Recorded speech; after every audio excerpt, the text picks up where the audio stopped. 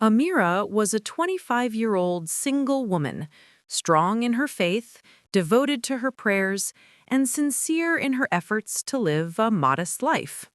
She guarded her gaze, dressed with dignity, and avoided unnecessary contact with men.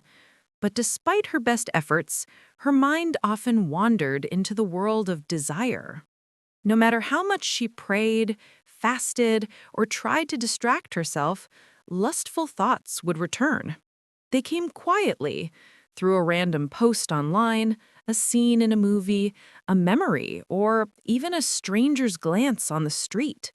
Confused and ashamed, Amira booked a session with an Islamic counselor who specialized in mental and spiritual health.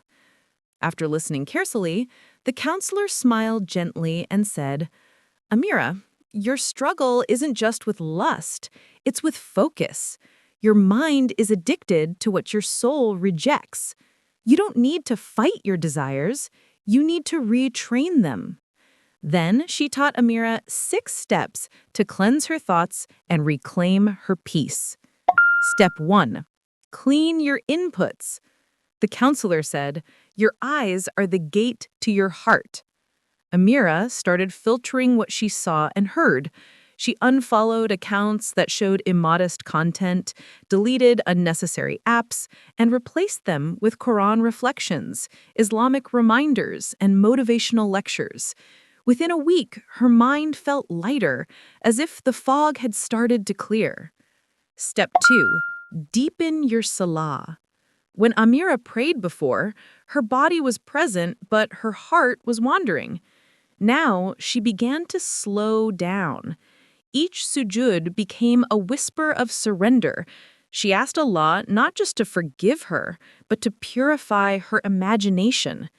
Gradually, she noticed her thoughts calming. The noise in her mind softened in the silence of sujud. Step 3. Live with purpose. The counselor said, "An idle heart invites the whispers of shaitan." Amira filled her days with purpose.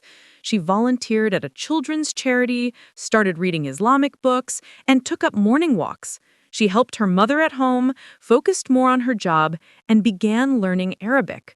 When her hours became meaningful, her desires lost their power. Step 4. Choose modest company. The counselor reminded her, "Real companionship reminds you of Allah, not the world." So Amira joined a local sisters' study circle. She surrounded herself with women who spoke about kindness, family, and faith, not trends and influencers. Their words planted light in her heart.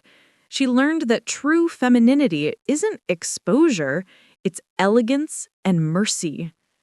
Step 5. Fasting and reflection.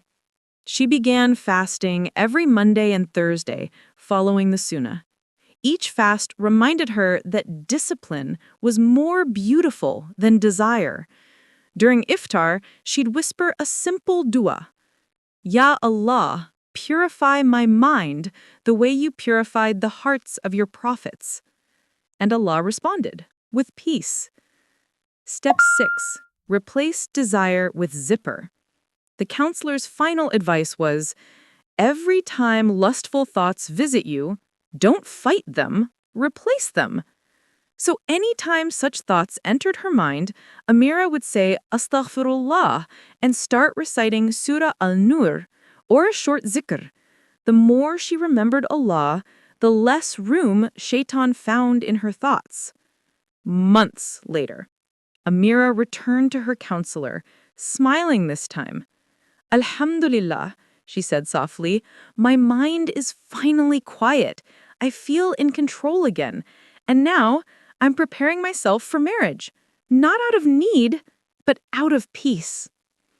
A message for you. If you too are fighting a similar battle, remember, your mind is like a garden. The seeds you plant will grow, whether they are of desire or of discipline.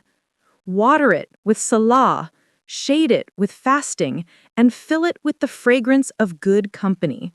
Soon, your thoughts will purify, your eyes will soften, and your soul will finally breathe in peace.